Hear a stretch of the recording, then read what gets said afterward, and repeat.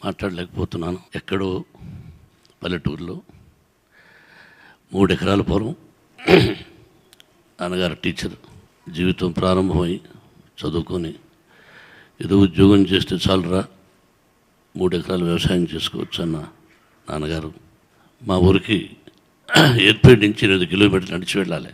మా అమ్మకు చెవులు వినిపించం. 8 కిలోమీటర్లు మోసుకెళ్ళేది నన్ను. 5 మంది సంతానం. 8 కిలోమీటర్లు చెవులు వినిపించిన ఒక తల్లి మోసుకెళ్తుందంటే, ఎప్పుడైనా ఫ్లైట్లో తిరుపతికి వెళ్తున్నప్పుడు, ఫ్లైట్లో వెళదామని ఊహించలేదు, అలా చూస్తూ కిందకి. ఎప్పుడైనా గ్రామానికి వెళ్ళినప్పుడు చెవులు వినిపించని ఈవిడ 8 కిలోమీటర్లు మోసుకెళ్ళేది విష్ణు, లక్ష్మి మనకు చెప్పేవాడిని. ఆవిడికి పిల్లలు లేకపోతే కాళాస్ దగ్గర కొండపైన బత్తనేయ స్వామి అన్నారు, ఈశ్వరుడు. అక్కడికి వెళ్ళి కోరుకుంటే పిల్లలు పుడతారంటే అక్కడికి వెళ్ళి ప్రార్థిస్తే నేను పుట్టానని నాకు భక్తవత్సలం అని పేరు పెట్టి ఆ విధంగా జీవితం ప్రారంభమై మద్రాసుకి వెళ్ళి కాలేజీలో చేరి ఫిజికల్ ఎడ్యుకేషన్ ట్రైనింగ్ చదివి అక్కడే నానా కష్టాలు పడి ఉద్యోగంలో చేరి, ఉద్యోగంలో అక్కడే ఎందుకు చేరామంటే సినిమాల్లో నటించాలనే ఆశ. మిగతా ఇంతకుముందు చూశారు. ఒక సినిమాకు నేను అప్రాంటిస్, దాసరి నారాయణరావు గారు, దానికి co director and dialogue writer. ఆ పరిచయం నాకు తండ్రి తర్వాత తండ్రి భక్తవత్సల నాయుడిని మోహన్ బాబుగా మార్చింది గురువుగారు. ఒక విలన్గా, ఒక కమెడియన్గా, ఒక క్యారెక్టర్ ఆర్టిస్ట్గా, ఒక హీరోగా. ఎన్టీ రామారావు గారితో సినిమా తీసిన మోహన్ బాబు, ఆయన తర్వాత ఎవరి పేరంటే హీరో తర్వాత మోహన్ బాబు పేరు ఆయన రాసుకునేవాడు. చిన్న డైలాగు చెప్పాలంటే ఈరోజు అనుకోవచ్చు పెద్ద డైలాగులని, ఆ రోజు చిన్న డైలాగ్ అంటే ఇలా ఉండాలి, బడ్జెట్ అంటే ఇలా ఉండాలి, క్రమశిక్షణ అంటే ఇలా ఉండాలి. కాలుతో డైలాగు చెప్పనప్పుడు బూటు కాలుతో నా కాలు మీద ఇలా తన్ని, అలా కాదు ఇలా చెప్పు డైలాగ్ అన్నాడు. ఆ రోజే వెళ్ళిపోవాలనుకున్నాను. ఏంటి నా ఇలా మాట్లాడుతున్నాడు, ఇలా చేస్తున్నాడు అని.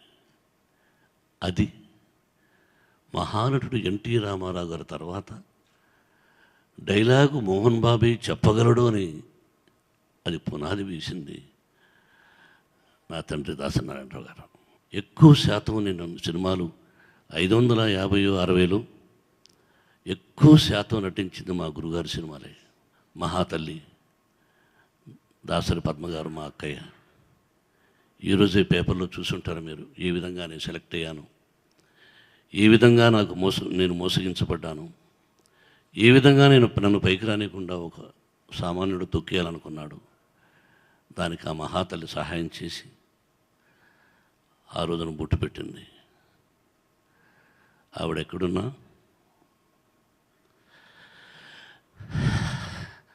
ఆవిడ ఆశీస్సులు బాగుంటాయి.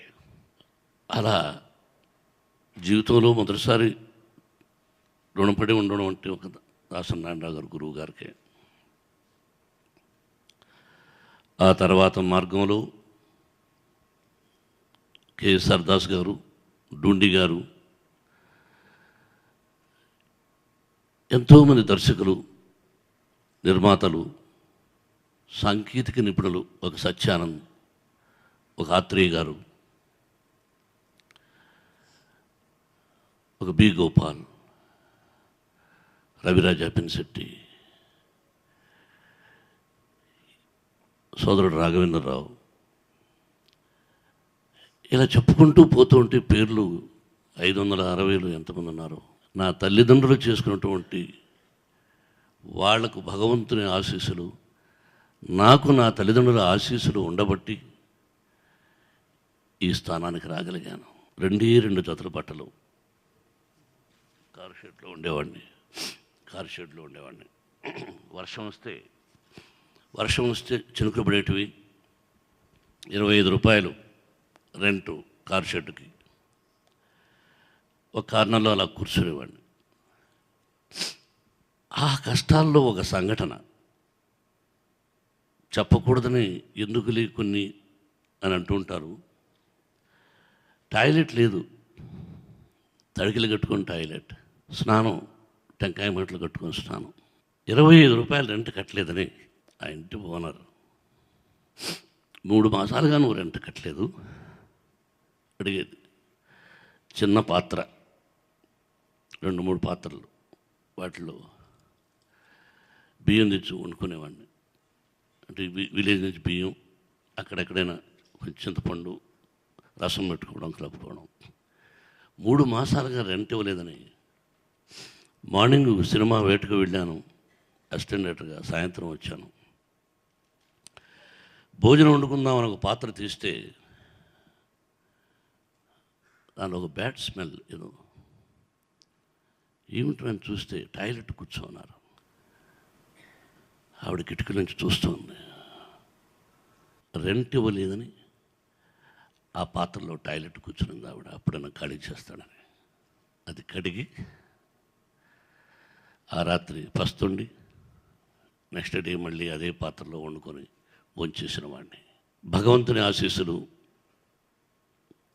మన 2 రాష్ట్రాల తెలుగు ప్రజల ఆశీస్సులు, ఎంతోమంది ఆశీస్సులు ఉండబట్టి ఈ విధంగా మనం వేసుకోగలిగాం బట్టలు. సొసైటీ నుంచి వచ్చాం, సొసైటీకి ఏదో చేయాలని. నాన్నగారు టీచర్ కాబట్టి విద్యాలయాలు ప్రారంభించి, అది కూడా అనుకోకుండా జరిగిన సంఘటనలే. ముందు 400 మంది స్టూడెంట్స్తో ప్రారంభమై ఈ రోజున 12,500 మంది విద్యార్థులు మాది అటానమస్ కాలేజీ. కులాలు అనే అసహ్యమైన పదాలు చెప్పకుండా ఎవరి కులాన్ని వాళ్ళు గౌరవించుకోవచ్చు. కానీ కులమతాలకు అతీతంగా 25% ఫ్రీ ఎడ్యుకేషన్ ఇవ్వాలనే సంకల్పంతో ఆ రోజున 1992లో విద్యాలయాలు ప్రారంభించాను. మహానటుడు శివాజీ గణేశన్ గారు ప్రాస్పెక్ట్స్ ఓపెన్ చేశారు. ఆ విద్యాలయాలు స్టార్ట్ చేసేదానికి డబ్బు తక్కువగా ఉంటే సుబ్బారావు రెడ్డి గారు కళాబంధు అంటాను, ఆత్మబంధు అంటాను, ప్రజాబంధు అంటాను, దీనబంధు అంటూ ఉంటాను. అన్నయ్యతో నేను అశోక్ సామ్రాట్ షూటింగ్లో ఉంటే ఒకరోజు ఫోన్ చేశారు. అప్పుడు సెల్ ఫోన్స్ లేవు. ఎక్కడ ఉంటే ఫోన్ అన్నారు. అన్నయ్య కూర్చోన్నారు, నేను కూర్చోన్నాను. ఫోన్ సార్ సుబ్బారావు రెడ్డి గారు అన్నారు. సరే తర్వాత మాట్లాడతానని చెప్పు అంటే ఆయన విని ఏమది అన్నారు. ఇలా సుబ్బారావు రెడ్డి గారు ఫోను, వెళ్ళిరండి. లేదన్నా ఏం మేము వెయిట్ చేస్తామని నేను వెళ్ళి ఫోన్ చేసి వచ్చాను. ఏమిటి విషయం అన్నాడు.